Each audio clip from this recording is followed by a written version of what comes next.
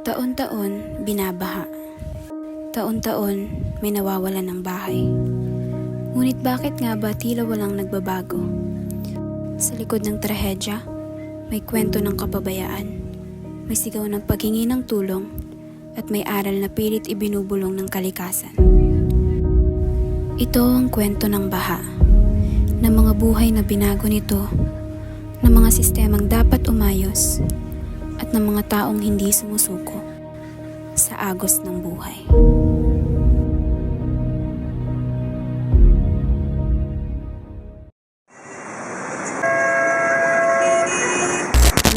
Ang Ilog Tondo, noon at ngayon, isang salaysay ng pagbabago, ng pag-asa, at ng patuloy ng pakikipagbaka. Dati, ang Ilog Tondo ay buhay na buhay. Malinis ang tubig, sagana sa isda, pinagkukunan ng kabuhayan ng mga mamamayan.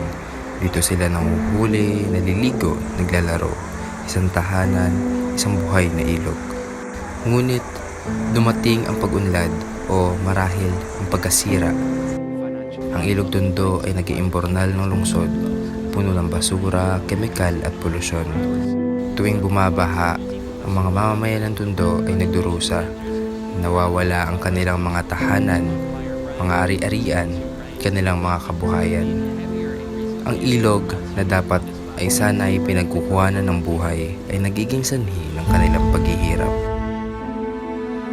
Monsoon rains combined with a tropical storm have caused floods and landslides in the Philippine capital, Manila. At least 8 people have been reported killed. Schools and government offices have shut for 2 consecutive days. Minabuti namin bisitahin ang isa sa barangay ng Tondo upang malaman ang kalagayan nito. So, good afternoon po. I am Rayjan Abiera po and Giger Aleke po. so may we ask po kung ano po ang pangalan niyo po or age din po and also kung ano po kayo dito sa barangay po. I'm Vince Malexi po, SK I'm 30 years old.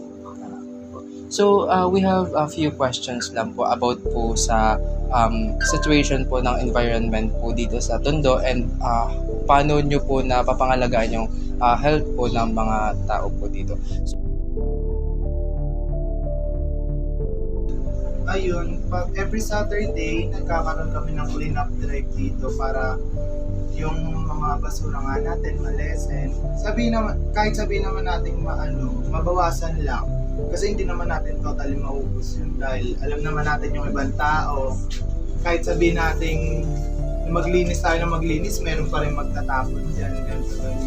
Quarterly, nagkakaroon din kami ng declogging sa mga drainage dito.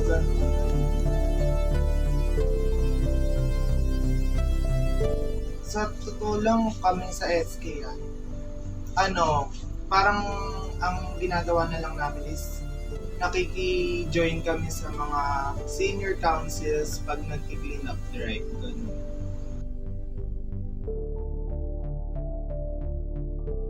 Ayun, naggagawa kami ng linggo ng kabataan, gano'n. Gumagawa kami, tas doon minsan gumagawa kami ng program para i-ano sa kanila yung about sa mga projects na ginagawa namin. Ayun. And then, naglalagay din kami dyan sa labas ng barangay ng mga trash can para doon nila makita kung ano yung mga may tayo dyan, tawag dito, 3 trash cans tayo ng iba't ibang levels. Ayun.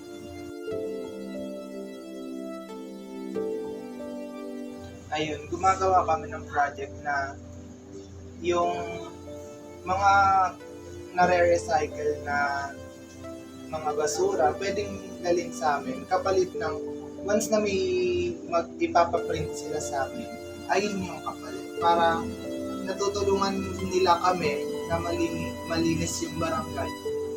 And then natutulungan din namin silang ma-print ng libre yung mga assignments, projects.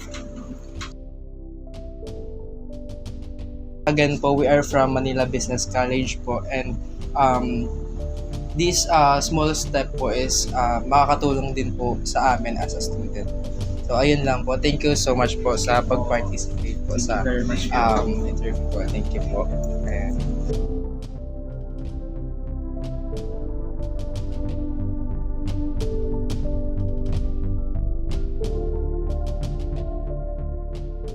Siguro 2 araw, 3. Inaano namin yun, yung sinasala namin na ano.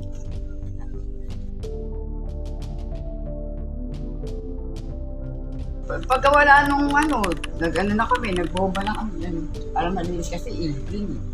Yes po. Linis na namin kahit hindi kami nakatulog.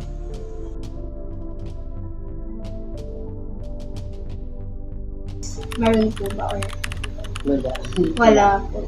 Bahay ka. Okay po. Hindi kasi nung una, punta pa akong palengke. Pagbalik ko wala naman eh.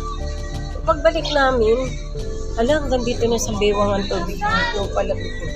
Tapos sabi ko, tsak to, pasok ko nga sa loob. Kaya pagdating ko rito, alam na. Tinasa namin na taas kasi pataasan ng pataas. Sa akin dito, natapon yung mga paninda kong gas, gano'n. Namasa yung galate kong gas, gano'n. Siyempre, tatapon mo na yung bahay.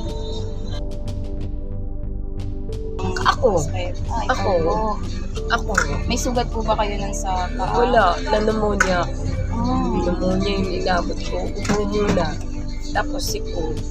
Tapos, after nung baha, pneumonia na naging sakit.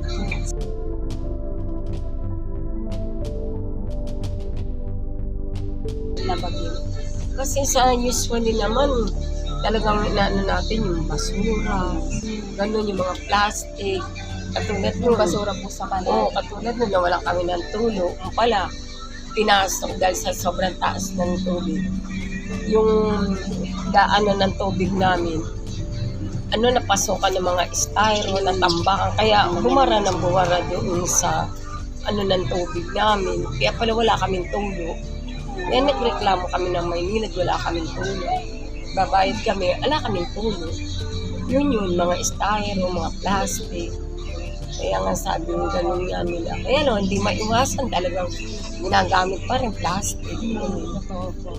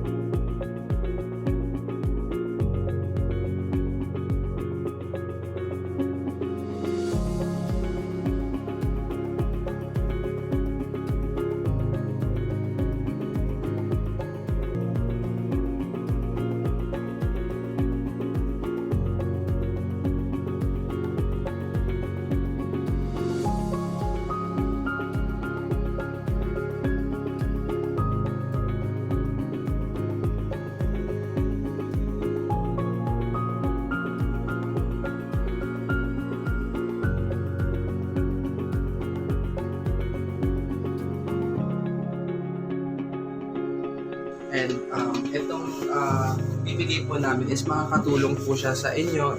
Nandito po yung mga sanitation, meron po dito mga alcohol, may mga wipes po dito, yes po, makakatulong po siya sa susunod po if may mga floods po or kapag kailangan nyo po. Ayan po. Ayan. So, thank you so much po sa Entertain ng ano Yes, yung mga salamat. question po. Thank you Ayan, so thank you much, very much ma'am. po, Nanay. Good afternoon. Maraming po. salamat. Thank you po.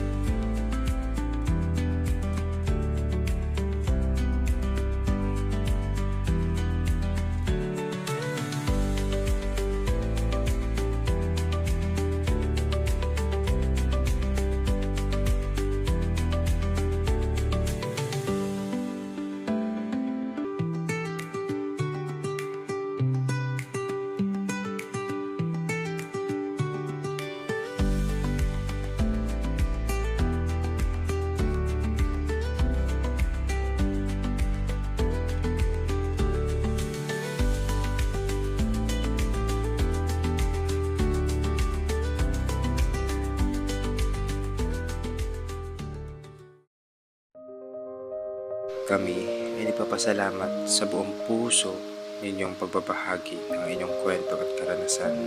Ang inyong pagtitiwala at pagmamahal ay napakahalaga sa amin. Maraming salamat sa pagtitiwala at sa inyong oras. Naway sa mga susunod na darating na sakuna ay maipadaman namin na hindi kayo nag-iisa sa agos ng buhay.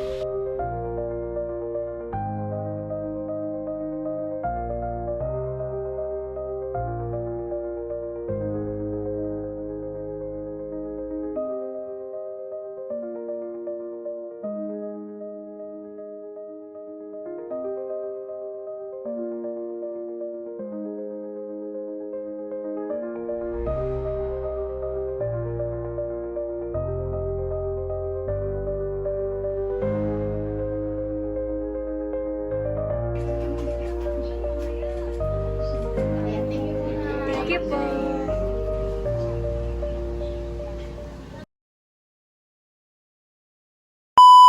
So, follow-up question. So, syempre na po, sa kasi how do you influence others like as na kabataan kung paano po and sila matutulungan naman yung kasama naman dyan tungkol sa ito. And also, paano po sila mag-cope like, tingin po ba kapag nagkanak pa yung program is na Sige, kakat na lang. Kaya nga ba kasi ikot na Sige, kakat na lang. Sa pangaragap yung question mo, buddy. Kasi sinabi ko last time. Go! Pwede ba ko dyan out here? Dito tayo sa may ilog. Lapit na. Sabi ko, lakad lang. Papansin eh. Tumingin pa siya. Pwede yung life as a marketing student. Diba? Nag-NSTP. Hindi pa ako nakakakuha. Mabait na bata. Di mo.